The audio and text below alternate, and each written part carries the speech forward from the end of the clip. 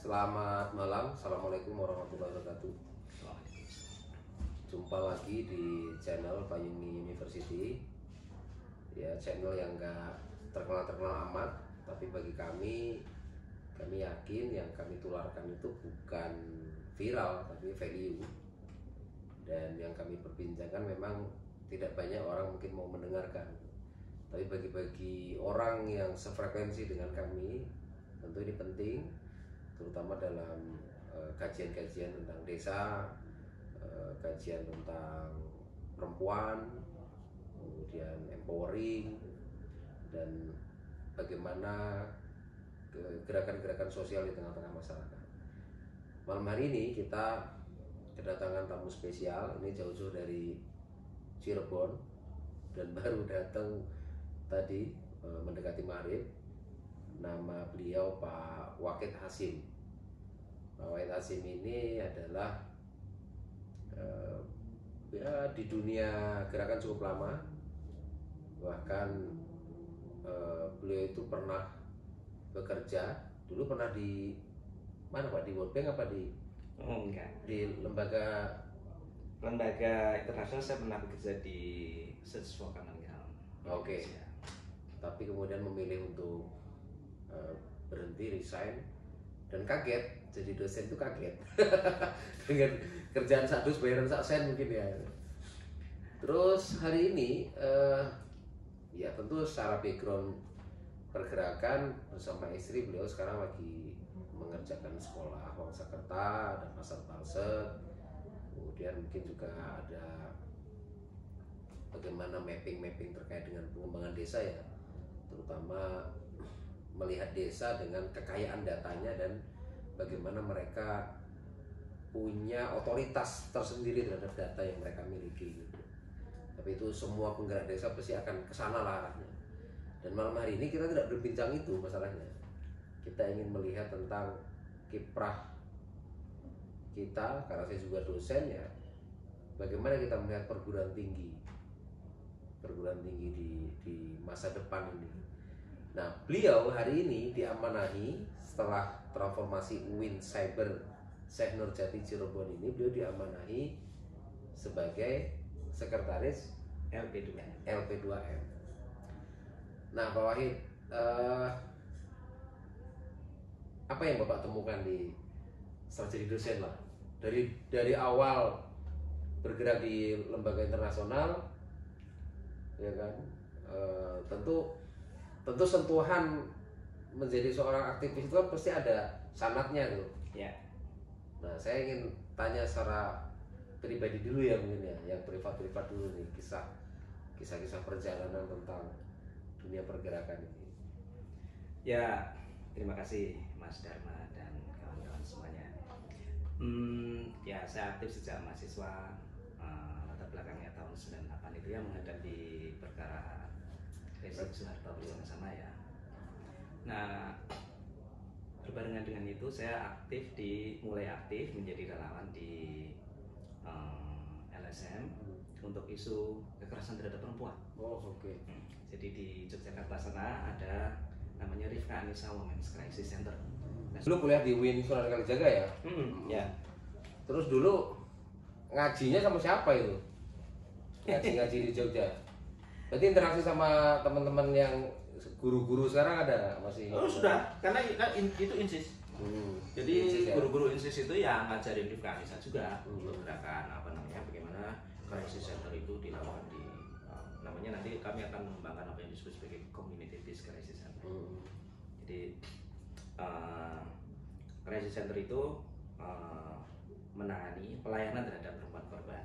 Tapi kita menyadari bahwa korban itu tidak akan selesai apabila persoalannya itu diselesaikan secara klinis individual. Artinya konsultasi, konseling, habis itu kemudian balik konseling lagi sampai kemudian dia dianggap pulih gitu ya. Tapi sebenarnya itu kan tidak menggarap stresornya. Stresornya kan keluarga. Misalnya kekerasan terhadap istri, berarti stresornya kan suami. Nah itu kalau faktor relasi antara suami dengan istri nggak digarap, itu berarti nggak masuk akal. Maka kita menggarap namanya family involvement. Gitu. Nah begitu family itu kemudian perempuan itu kan tidak sekedar juga menghadapi keluarga, tapi menghadapi lingkungan masyarakat. Nah, jadi kemudian yang kita garap tidak hanya sekedar keluarga, tapi juga masyarakat. Nah, itu disebut sebagai community based crisis center. Nah, itu kami mengembangkan di seluruh Jogja saat itu, di Gunung Kidul, Kulon Progo, dan sampai sekarang. Nah, itu di sana maka ada community based crisis center itu. Habis itu saya pindah Jakarta. Di Jakarta juga bekerja di tempat yang mirip, yaitu Yayasan Pulih Foundation. Itu juga menangani perempuan korban kekerasan, tapi tidak sekedar perempuan korban kekerasan, semua jenis kekerasan yang berbasis struktural, kekerasan berbasis bom, berbasis man-made disaster. Pendiri Yayasan Pulih siapa ini? Ibu Livia Iskandar, kemudian Ibu Kristi Purwandari, kemudian Mas Ali, terus kemudian juga ada yang dari Atma Jaya, yaitu Mas Irwanto. Orang-orang yang awal dibesarkan oleh konflik 98. Yang konflik 98 itu banyak sekali korban kekerasan, terutama yang Tionghoa. Terutama yang Tionghoa. Dan itu setelah dicek di dunia psikologi, ini benar-benar sesuatu yang baru. Tidak dikenal di dalam psikologi yang disebut sebagai pemahaman atas kekerasan yang stresornya itu bertumpuk-tumpuk, bertubi-tubi dan struktural. Nah, kelompok psikologi ini mengembangkan suatu pendekatan yang disebut sebagai psikososial. Nah, di situ saya belajar juga. Jadi itu psikologi sosial. Ya, psikologi sosial, psikososial itu dua istilah yang mirip tapi agak sedikit beda. Nah, yang di Pulih itu mengembangkan psikososial sebagai pendekatan untuk pemulihan. Nah, saya bertugas di Aceh. Saya bekerja dengan para ulama di Aceh untuk membuat crisis center juga di basisnya pesantren-pesantren di Aceh. Nah, di situ saya belajar mengenai psikososial untuk isu keagamaan. Nah, habis itu baru kemudian saya ke lembaga internasional di Search for Common Ground. Di situ saya bekerja sampai tahun berapa? Untuk di Yayasan Pulih itu tahun 2008. Oke. Nah, kemudian 2008, 2009, 2010 itu 2 tahun itu saya di Search for Common Ground. Itu saya menggarap isunya tetap ada soal agamanya, tapi masuk di soal stressor tapi kaitannya dengan radikalisme, deradikalisasi. Saya mengajar mengenai teori konflik dan bagaimana penanganannya itu di berbagai penjara untuk kelas 1, yaitu narkoba, terorisme, dan eks-kombatan. Nah, itu saya melakukan deradikalisasi dalam itu dengan pelatihan-pelatihan yang sifatnya sangat psikologis, yang disebut sebagai CMT, Conflict Management Training. Nah, itu kami kembangkan dan ini modulnya sangat kuat. Dan ini saya kenalkan di berbagai tempat, termasuk ketika saya masuk di perguruan tinggi. Saya diserahin di Yogyakarta, di Cirebon itu suatu jurusan yaitu BKI, Bimbingan Counseling Islam. Oke. Nah, saya kenalkan seluruh metode psikososial, kemudian psikologi sosial, kemudian conflict management training tadi. Nah, di situ dari situ. Meskipun tidak banyak dosen memahami itu akhirnya. Tidak ada yang paham. Akhirnya itu ditemukannya di lapangan kan? Di lapangan, dan buku-buku modul wajar gitu yang saya bawa juga semuanya. Dan saya kenalkan, saya masukkan ke dalam kurikulum. Kebetulan saya menjadi sekretaris jurusan pada saat itu. Ketua jurusannya juga ikut saya gitu. Pak Wahid kuliahnya jurusan itu? Bukan. Lebih gitu. S1 hukum Islam. Wah, hukum keluarga Islam. S2 ilmu religi dan budaya. S3 ini baru jalan itu. Religi dan budaya berarti ICRS? Bukan. Kalau di UGM namanya CRCS. Tapi kalau saya di Sanata Dharma namanya IRB, ilmu religi dan budaya. Oh, IRB. Pendekatannya agak sedikit. S2-nya di Sanata Dharma. Ya. S3-nya di pernah ngambil ICRS tapi saya tidak lanjutkan. Sekarang lagi berlangsung di Bandung. Oh, sama kajian agama. Siap. Terus kemudian masuk jadi dosen. Masuk jadi dosen berarti sudah berapa puluh tahun ini? Tahun 2010 efektif, 2009 akhirnya mengajar 2010, sekarang 14 tahun. Berarti 14 tahun. Tapi sebelumnya saya sudah ngajar di Cirebon juga, sudah gabung itu mulai dari tahun 2008 mengajar di ISIF, Institut Studi Islam Fahmina. Saya pernah di situ Fakih, Kang Marsudi Wahid, kemudian Kiai Hussein Muhammad. Itu di situ. Iya ya, ada Pak Marzuki ya. Ya, itu center tersendiri untuk gerakan perempuan di soal tafsir adil gender. Oke. Dan berarti ya connect juga dengan apa namanya teman-teman yang selama ini memperjuangkan perempuan versi Islam. Oh iya. Mubadalah itu kan. Ya. Dengan dulu jenengan memperjuangkan karena memang ada konflik-konflik di 98 kan, ada konflik-konflik di desa-desa seputaran Jogja kan gitu. Nah, masuk di dulu Stein Cirebon berarti ya? Ya, saya Stein pas masuk Jati udah. Stein saya merasakan 1 tahun, Nah, lalu berubah menjadi IAIN IAIN dan sekarang menjadi UIN ya. Nah, sebagai orang yang malah melintang di aktivisme Pak, masuk ngantor, mungkin gajinya juga malah bersurut. Ini kan mengalami gegar budaya tuh berarti kan. Apa yang Pak Wahid rasakan dengan dimensi birokrasi, ya. Ya, pertama kenapa saya ingin jadi dosen itu ya. Saya itu di LSM kan lama sekali ya, tahun 2007 sampai 2010-an gitu ya. Jadi sekitar berapa? 13 tahun atau 15 tahunan lah. Nah itu saya merasa apa ya? Pertama, saya melakukan program, terus kemudian membantu orang ya, mengorganisir orang, membantu orang. Terus output secara pribadi itu saya itu merasa masih ada yang kurang pada diri saya untuk mengembangkan diri, yaitu saya itu senang mengajar dan saya itu senang meneliti.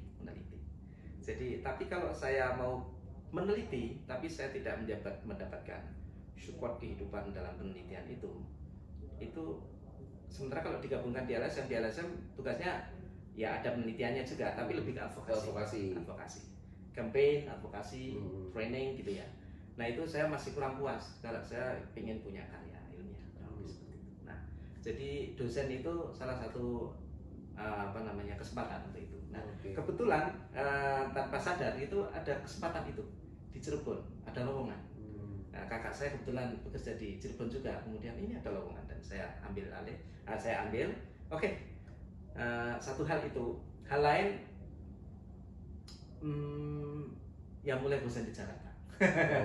Jakarta sebagai tempat yang tidak kami gelisah. Saya istri di Jakarta itu pekerjaannya bagus, gajinya ya bagus juga, karena kami kebetulan dua-duanya bekerja di lembaga internasional saat itu. Ya, cukup lah gitu ya. Menyenangkan sih. Tapi itu apa ya, tidak berkorelasi dengan kebahagiaan. Jadi panjang sekali rasanya, ini bukan ini dunia kita.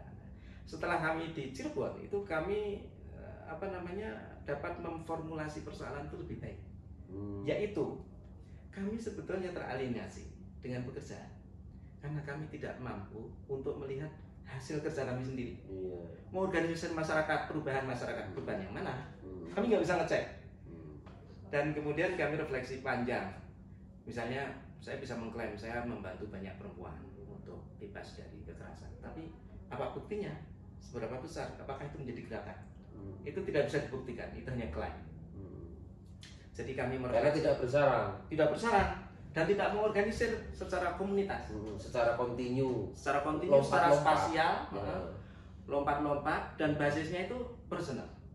Jadi kalau misalnya gini, saya melatih orang, katakanlah 30, 60, 100, bahkan mungkin 500 ribu dan sebagainya.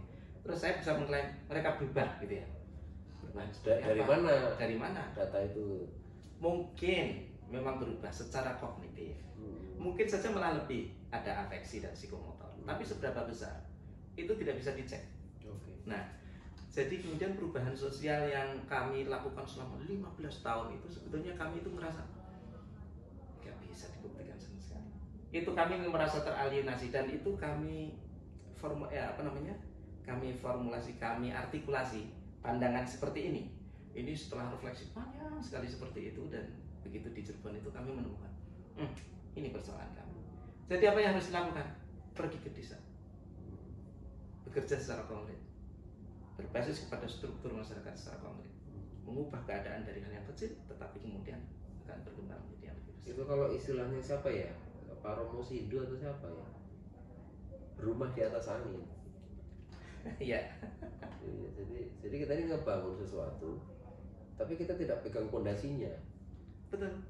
Begitu kita pindah dari satu tempat, misalnya saya kerja ya di lembaga A ke lembaga B itu, ya apa dampaknya, apa impactnya kita tidak kontrol sama sekali. Dan memang eranya saat itu Pak, memang lembaga donor lagi gila-gilanya ya. Proyek demokratisasi, Ya, kesetaraan gender terutama ya. betul. Memang era reformasi gitu. Tapi Pak Wahid sendiri pernah berpikir nggak bahwa era donatur itu akan berakhir juga? Oh, itu sudah isu cukup diidentifikasi cukup lama bahwa itu akan segera berakhir, terutama kalau Indonesia peningkatan ekonominya sudah mulai baik. Seperti pada zaman Jokowi ini kita sudah meningkat secara klaim ya internasional bahwa kita semakin berkembang secara ekonomi dan politik. Walaupun sekarang melorot lagi secara politik ya. Secara demokrasi melorot banget. Melorot lagi, sekarang kacau sekali. Tetapi artinya secara ekonomi itu berimbas kepada kebijakan luar negeri, yaitu hubungan luar negeri, strategi luar negeri di dalam berdiplomasi untuk mengembangkan masyarakat melalui diplomasi budaya dan sosial. Itu konkretnya funding itu akan pergi. Oke. Konkretnya begitu. Itu karena udah selesai tugasnya. Udah selesai tugasnya. Nah itu pertanyaannya kemudian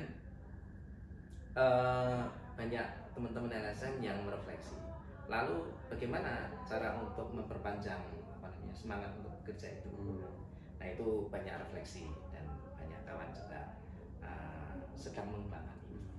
Tapi kami sendiri sebetulnya ya itu satu hal bahwa itu digerakkan oleh masyarakat internasional, hubungan internasional, diplomasi internasional. Tapi sesungguhnya kalau saya dan bangsa Kerta ini lebih memperhatikan masyarakat sendiri seperti apa sebetulnya. Oke. Karena alasan dasar bergerak itu adalah masyarakat itu. Kemauan mereka sendiri, Ya. kesadaran kolektif mereka Ya. sendiri. Bahkan untuk beberapa aspek ketergantungan atas lembaga dana ini dalam tanda petik bisa mengganggu.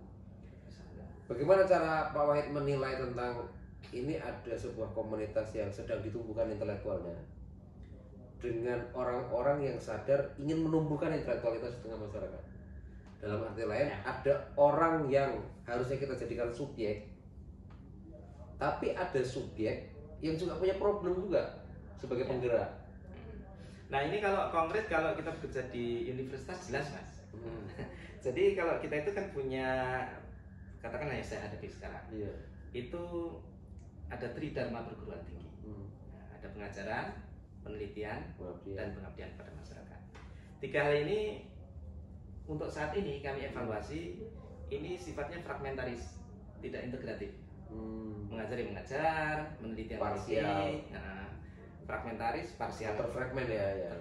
Kemudian mengabdi gitu. Ini tidak terintegrated.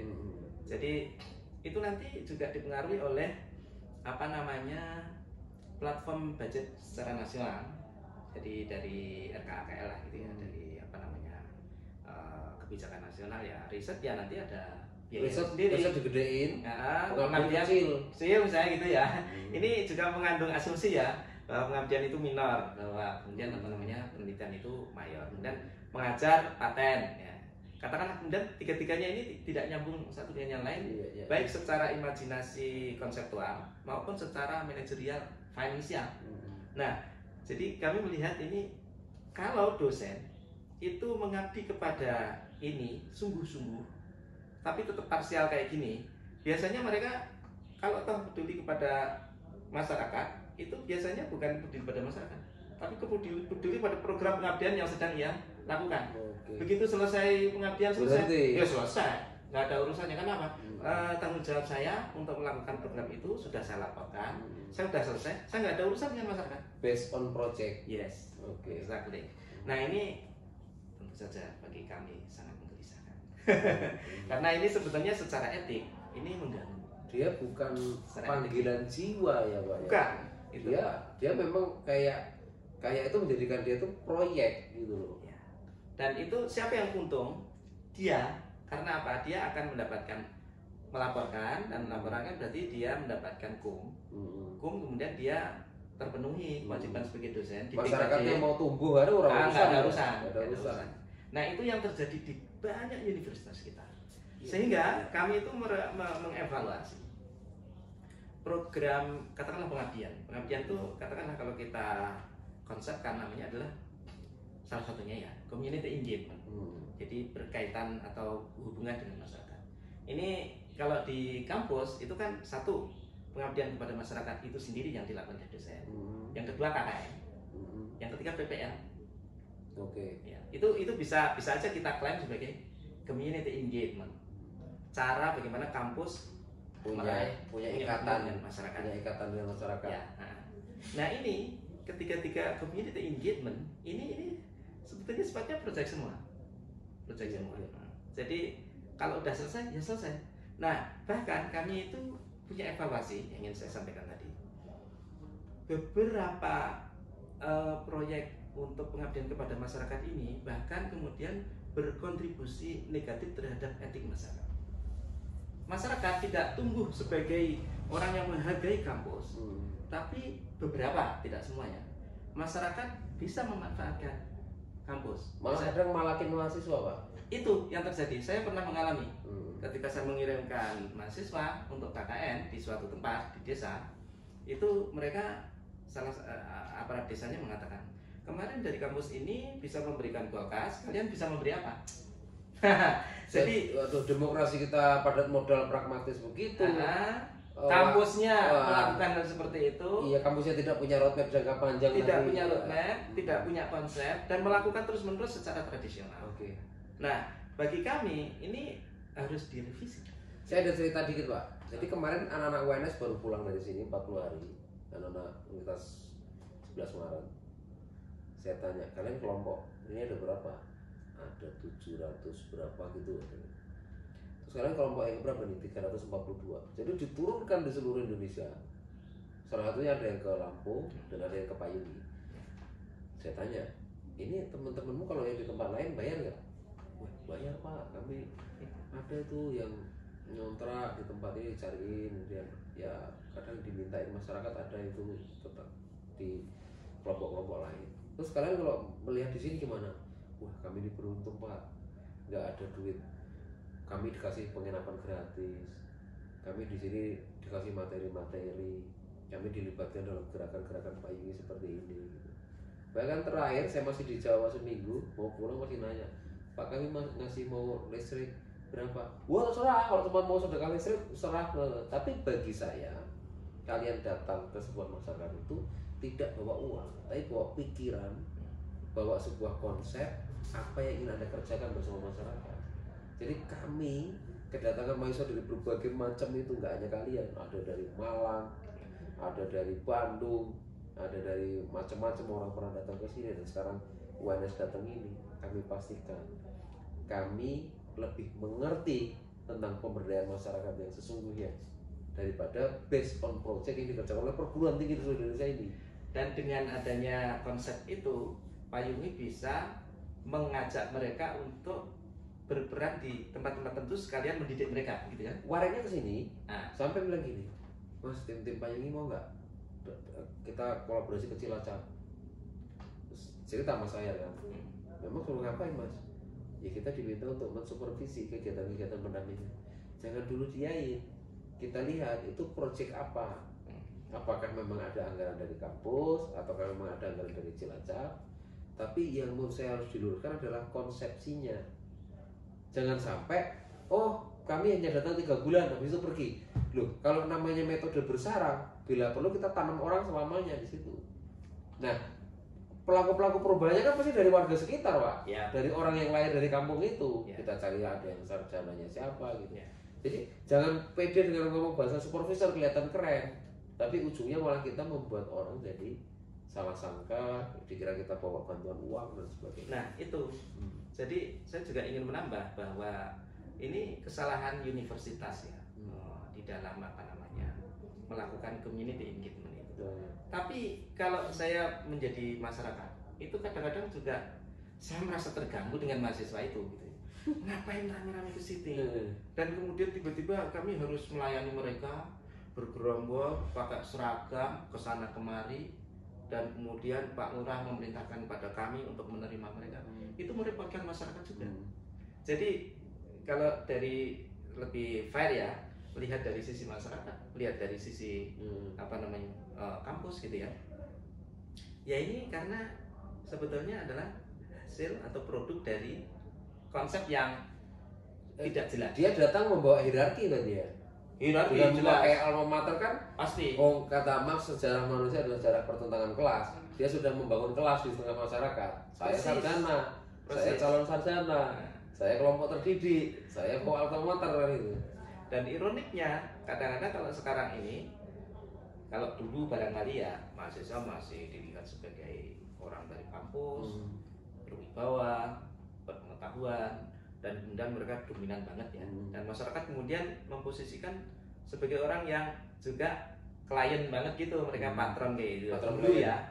Tapi setelah sekarang ini mungkin juga akan menjadi lucu juga, karena masyarakat lihat ini anak kecil nggak ngerti apa-apa. Kok kekanak-kanakan kan? Nah, gitu. Betul, Pak. Betul. Jadi, nah ini kan perlu penataan konsep. Jadi LPPM Cirebon ini ya, UIN Cirebon ini pada akhirnya ingin menegaskan tentang KKN yang selama ini terjadi adalah seperti seremonial. Ya, Oke. seremonial. Tapi bagaimana Pak dengan pendapat Merdeka Belajar Pak? Nah, itu. Nah, kan sekarang kan menarik itu ya, Merdeka Ya. Belajar itu sampai 6 bulan ya. Betul. Itu kesempatan baru. Jadi kami mengembangkan konsep. Yang pertama, antara pengabdian, penelitian, dan pengajaran ini seyogyanya bersifat integratif. Oke, cocok. Integratif itu Cocok. artinya apa? Pengajaran itu kalau bisa menjadi bagian dari penelitian. Penelitian kalau bisa menjadi bagian dari pengajaran. Apa yang diajarkan, apa yang diteliti, apa yang diabdi, ya, Nah. apa yang di pemberdayaan Itu menjadi satu, simultan. simultan, Oke. terkait satu dengan yang lain. Adapun nanti referensi itu kan produk dari penelitian orang lain di tempat lain, berupa teori, angkat teori, buku, referensi dan seterusnya. Itu tempat dialog. Tapi yang sesungguhnya yang sedang digarap di dalam kelas itu harusnya adalah persoalan yang konkret di masyarakat. Nah, nanti itu bisa diintegrasikan. Pertanyaannya adalah bagaimana caranya? Gitu. Bagaimana caranya? Nah, ini MBKM itu peluang Bisa menjembatani. karena MBKM itu ada 8 aktivitas yang diakui, 8 yang bisa poin, ya. yang bisa kemudian digunakan pendekatan aktivitas yang dilakukan oleh universitas supaya itu direkognisi sebagai skor di dalam mata kuliah. Betul. Ada magang, ada kerja di desa. Bisa dikonversi jadi 20 SKS sampai 24 kan? Bu, ya? Persis. Nah, jadi itu satu ya. Nah, yang kedua, MBKM ini juga kemudian perlu ekosistem kebijakan. Karena kalau di dalam universitas itu manajemen keilmuan itu yang bertanggung jawab adalah jurusan. Jurusan itu adalah manajer pengetahuan. Adapun fakultas itu enggak, itu manajer sumber daya manusia, uang dan sebagainya. Teknis aja fakultas itu. Yang sesungguhnya keilmuan itu ada di jurusan atau program studi. Nah, apalagi rektorat atau rektorat itu sebetulnya hanya administratif aja untuk pengembangan, untuk ini, untuk itu dan sebagainya. Nah, yang sesungguhnya pengetahuan itu adalah di jurusan. Nah, oleh karena itu jurusan ini sebenarnya menjadi dikuatkan secara keilmuan. Nanti integrasi Tridharma ini di dalam jurusan ini nanti untuk MBKM itu berarti ekosistem kebijakannya kerjasama dengan jurusan-jurusan. Dan jadi jurusan bisa punya distingsi yang macam-macam kuat. Jadi Cirebon punya ini, ya, Lampung punya ini, ya. Betul. Betul. Di samping distingsi itu juga akan menyelamatkan, kalau saya istilahkan, menyelamatkan konsepsi tentang ilmu. Konsepsi tentang ilmu itu maksudnya gini. Jurusan itu sebetulnya kalau secara pengertian filsafat ilmu itu sumber pengetahuan itu sesungguhnya adalah realitas. Dan kalau realitas masyarakat ya realitas masyarakat itu sendiri. Katakanlah di sebuah desa atau di sebuah kampung di Payungi misalnya. Ini sebetulnya lanskap keseluruhan kehidupan ini adalah sumber pengetahuan. Nah, sumber pengetahuan itu sifatnya kompleks. Dia tidak terfragmentasi. Nah, menjadi jurusan-jurusan itu sebetulnya adalah hanya artifisial. Disiplinisasi ilmu pengetahuan itu pada hakikatnya itu sebetulnya adalah memilah-milah aspek kehidupan yang kompleks, tapi kemudian disendirikan satu dengan yang lain dan seakan-akan tidak berkaitan. Bahkan tidak link and match, bahkan semakin tidak terintegrasi, dan tidak kemudian terkoneksi. Itu secara filsafat ilmu semakin menjauhkan dari kebenaran. Karena apa? Misalnya saya anak BKI, Bimbingan Kaunseling Islam. Saya disuruh ke Payungi. Saya hanya akan memperhatikan siapa yang sehat secara mental, siapa yang tidak sehat secara mental. Gitu. Saya nggak tahu yang lain-lainnya. Nah, ketika saya jadi PMI, mahasiswa dari pengabdian kepada masyarakat, jurusan pengembangan masyarakat Muslim, saya langsung ini kelompok-kelompok masyarakatnya seperti apa ya, kegiatannya kayak apa ya, hanya begitu aja, tapi tidak tahu yang lain. Jadi dia sangat dikotomis. Ilmuku bukan ilmuku. Padahal keilmuan itu harus saling menyapa. Integrasi interkoneksi tadi kan istilahnya keilmuan ini mesti saling menyapa. Ya. Gitu. Nah, MBKM mengapa ini menjadi kesempatan besar? Karena begitu pakai project base atau internship base atau humanity work base gitu ya, atau community engagement base, itu mahasiswa itu dipaparkan dengan kehidupan kompleks. Nanti direfleksi berdasarkan ilmunya. Nah, itu pertimbangannya sangat kaya. Nah, untuk ini, maka MBKM ini menjadi suatu kesempatan bagus digunakan untuk mengintegrasikan Tridharma. Dan itulah yang kami lakukan di Cirebon sekarang ini. Kami membuat pemetaan atas desa-desa. Desa-desa itu kami analisis berdasarkan kajian kami. Itu akhirnya desa itu terbagi menjadi 6 jenis. Kami ukur atau kami kategorisasi berdasarkan ekologi, yaitu ada desa di atas gunung terbagi menjadi 2, lahan basah dan lahan kering. Kemudian di bawah gunung itu terbagi 2, lahan basah, lahan kering. Lalu begitu sampai ke kota itu ketemu desa yang pinggir kota, suburban. Begitu masuk ke laut akan ada pantai. Nah, masing-masing ini ada 6 jenis ini. Nanti kalau ditambah kota berarti 7 urban. Itu mempunyai 1 sejarah berbeda, 2 tantangan berbeda, dia adaptasi alam yang berbeda, 4 teknologi berbeda, 5 ilmu berbeda, 6 kebudayaan berbeda. Sejauh ini KKN tidak pernah mengenal perbedaan-perbedaan desa itu. Dan kemudian semuanya dirapsamaratakan. Yang penting datang ke sana ngajarin ngaji, sudah merasa oke. Yang penting ke sana tiba-tiba membuat proyek. Senjatanya PTKIN itu. Ya begitu. Jadi tapi lebih bagus itu daripada kampus negeri. Kampus Kementerian Pendidikan itu kadang banyak yang nggak bisa ngaji.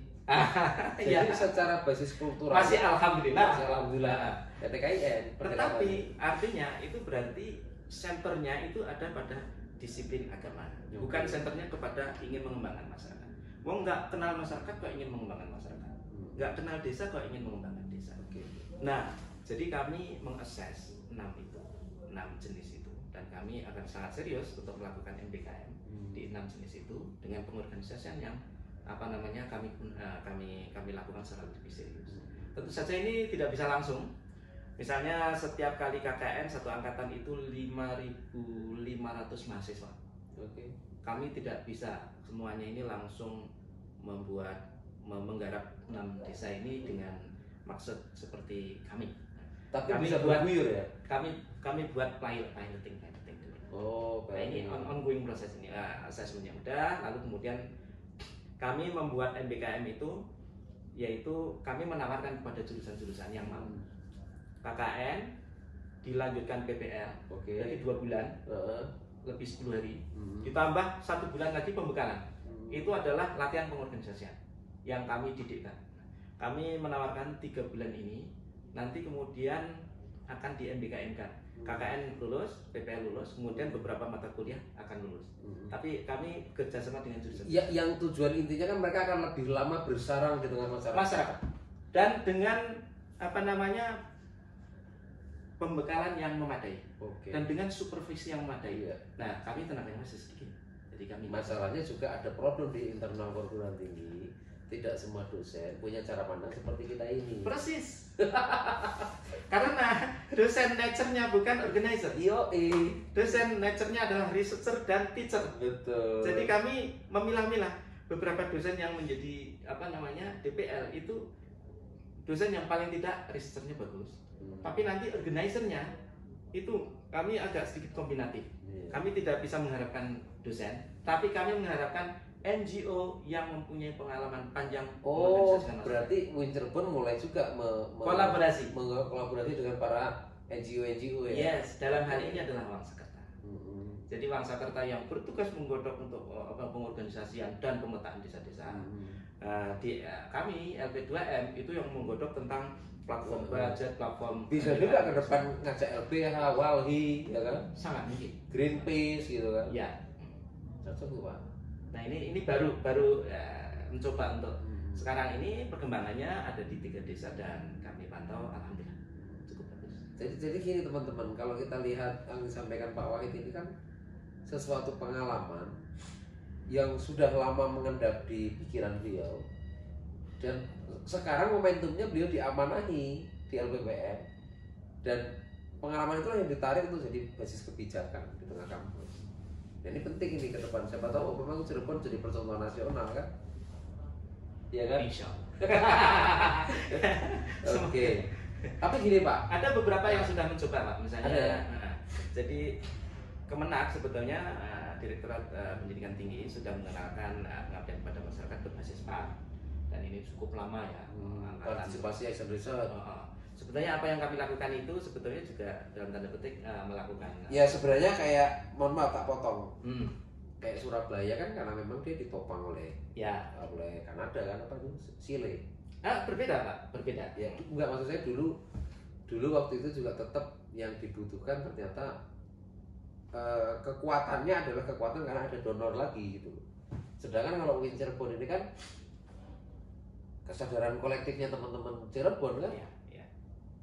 Apa memang ada kolaborasi dari lembaga donor kan belum kan? Enggak ada. Dan kalau bisa nggak usah. Jadi karena ini ketergantungan nanti. Kita ingin menemukan potensi desa supaya desa itu sendiri bangkit. Dan Wangsakerta menjadi sebuah community lokal yang pada akhirnya membantu UIN Cirebon untuk menemukan jati dirinya. Dan itu mengembalikan bagaimana kebudayaan lokal yang hilang dikembalikan lagi kan. Salah satunya kan ke sana ya. Nah, jadi misalnya kami dengan Surabaya itu dalam hal ini LP2M Surabaya. Nah, itu juga sekarang Pak ini ya Pak sama Pak Agus. Pak Agus ya, Pak Agus Afandi ya. Pak Agus Afandi. Beliau cukup konsisten untuk melakukan metodologi PAR itu untuk pengabdian dan serius walaupun perjuangannya juga panjang ya. Nah itu kami sama Pak Agus itu juga oke Mas, kita mencoba dari berbagai platform yang ada yang berbeda-beda. Nanti kita temukan, nanti suatu saat pokoknya kita akan selalu konferensi bersama. Kalau Surabaya katakanlah itu benar-benar mengandalkan potensi yang ada di dalam kampusnya sendiri. Jadi dia tidak dengan kolaborasi dengan NGO. SDM-nya udah banyak sekarang. Ya, sudah lebih lama. Ada Bu Nabila. Ya betul. Warek tiganya sekarang siapa tuh yang Pak juga ngerti lah tentang ya, yang jelas itu sudah terlatih PAR cukup lama.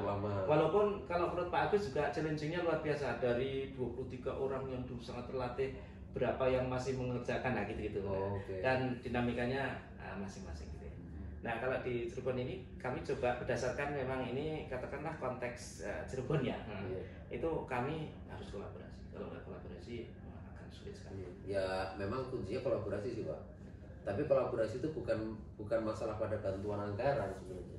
Bukan, ini benar-benar terlepas dari situ. Dan kami memang di movementnya sih, di gerakannya. Kami bahkan ini challenging juga, ini dananya gimana ya?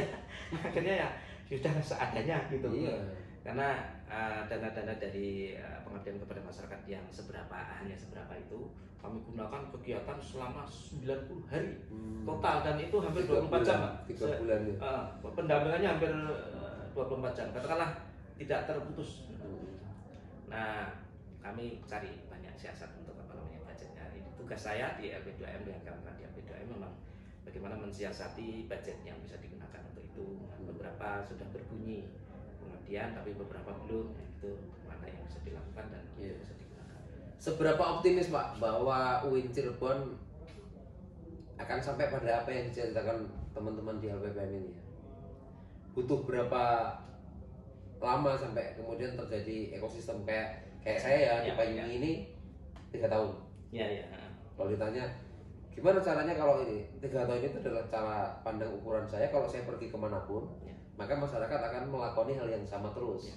Bahkan mereka punya inisiatif-inisiatif sendiri sekarang, tanpa harus saya lagi. Memang 3 tahun dalam perjalanan ini saya pendampingan full, saya benar-benar hadir, saya benar-benar meyakini ini. Tapi setelah 3 tahun itu ya pesantren wirausaha tetap jalan. Kalau saya nggak ada, inisiatif gotong royong tetap ada gitu, metode berkumpulnya tetap ada, pertumbuhan itu. Nah, karena ini perguruan tinggi dan tentu kan ini mengejar jabatan juga, mengejar waktu jabatan periode, butuh waktu berapa lama sampai kemudian ini akan paling tidak nih Mas, kami ini periode kami kan 4 tahun, sekarang ini sudah 1 tahun. Nah, kalau sampai akhir jabatan kami itu lancar, kami sangat optimis. Karena ini teman-teman yang sudah menjadi organizer kami sekarang ini, akhirnya kami sebagai LP2M dan Wangsakerta itu menjadi satu tubuh ya, untuk mendidik mahasiswa ini menjadi organizer. Jadi dia tidak hanya sekedar mahasiswa yang sedang KKN, PPL, tapi dia sudah menjadi organizer dan menjadi ahli pemetaan. Geospasial dan sosial itu ilmunya agak mahal, karena ini biasanya anak geodesi yang tahu. Nah, yang kami kembangkan ini, kalau anak-anak itu jadi anak-anak ini tidak akan kami biarkan langsung hilang. Mereka adalah jaringan kami, kapan saja on call mereka akan kami gunakan. Nah, anak-anak ini yang nanti akan menjadi senior dari angkatan sebelumnya untuk menjadi mentor. Nah, kami ingin melahirkan para organizer dan para aktivis ini, karena di dalam pembekalan itu ya tentu saja itu pembekalan ideologis gitu, ideologisasinya di situ. Nah, itu mereka sekarang ini positioningnya itu terhadap kampus sudah agak ketawa gitu. Kita belajar apa saja selama ini sudah begitu. Jadi mereka sudah punya pertimbangan sendiri, lebih kritis ya, kemudian lebih tahu tentang posisi. Tapi mereka nanti kami tidak akan biarkan hilang. Kami akan menjadi connecting terus. Dan nanti bahkan kami akan mendorong supaya mereka lanjut kuliah dan nanti gabung, supaya nanti menjadi pasukan-pasukan baru di UIN Cirebon. Kalau mengharapkan yang sudah ada, yang senior sudah lah. Ini mau di-upgrade juga susah mereka. Agak susah. Jadi lah, ini bikin sarang baru, melahirkan anak-anak. Nah, nanti kalau di dalam 3 tahun ini lancar dan kemudian masih bisa dikembangkan, kami optimis itu nanti akan berjalan. Entah seperti apa ya, tapi seperti Payungi. Kadang-kadang ada temuan yang tadinya tidak dipikirkan, tiba-tiba muncul gitu. Nah, kami berharap seperti itu. Termasuk kami ke Payungi, sebetulnya kami ingin belajar tentang kreativitas anak-anak di sini. Nanti kalau bisa dikembangkan di sana, ketua kami mengajak kita ke Payungi untuk melihat apa yang bisa dikembangkan nanti. Nah, itu salah satunya, Kulakan. Jadi semua pengalaman, ilmu dan sebagainya kami butuh. Pertanyaan terakhir gini Pak, kenapa Payungi? Ya, satu Payungi karena sejauh ini basisnya masyarakat. Yang kedua, kemudian kalau Pak Ketua kami sangat tertarik itu bisa memfasilitasi anak-anak muda di sini dan ada ruang. Nah, yang dilihat agak kekurangan kami itu, kalau kami agak serius ke kampung gitu ya, tapi belum having fun. Nah, di Payungi itu tampaknya kalau dari jauh kok having fun-nya kuat gitu, menyenangkan gitu. Karena dapat duit terus. Nah, terus apalagi kemudian jadi misalnya medianya seperti ini kuat banget. Jadi kemudian juga apalagi ada bisnisnya itu. Nah, kemudian kalau bagi kami sendiri juga, untuk saya sendiri saya senang karena Mas Dharma sendiri secara personal mengenal tentang kita ketemu pada beberapa alat analisis, sehingga kita mau kemana sih itu punya tujuan. Tidak hanya sekedar aktivisme dan kemudian selfie secara umum ya, tapi ini punya tujuan tentang masyarakat, punya tujuan mengenai situasi. Nah itu kami merasa bertemu dengan Mas Darmastian dan kawan-kawan di Payung ini sehingga kami di sini. Oke teman-teman, malam ini saya dapat ilmu banyak dan malah beliau itu membuka tentang LPPM Cirebon ke depan mau ngapain. Mudah-mudahan LPPM PTKN yang lain itu ya ada distingsi atau ada pikiran-pikiran otentik seperti ini ya. Karena banyak juga dulu LPPM Jambi kesini, kemudian kemarin Warek 2-nya UNS, bahkan Direktorat Riset Akademiknya Pak Tanto yang dulu pernah jadi timnya Pak Jokowi itu juga pernah kesini. Jadi saya itu senang sekali kedatangan orang-orang seperti ini, karena ini juga bagian dari energi yang ditularkan ke Payungi. Nah besok pagi kami gantian akan bercerita sedikit lah, sharing-sharing kecil FCD tentang perjalanan Payungi dan sub-sub apa yang dikerjakan di Payungi. Tapi ini terima kasih Pak Wahid, malam ini saya dapat ilmu banyak. Salam Payungi. Salam Payungi. Oke. Assalamualaikum warahmatullahi wabarakatuh.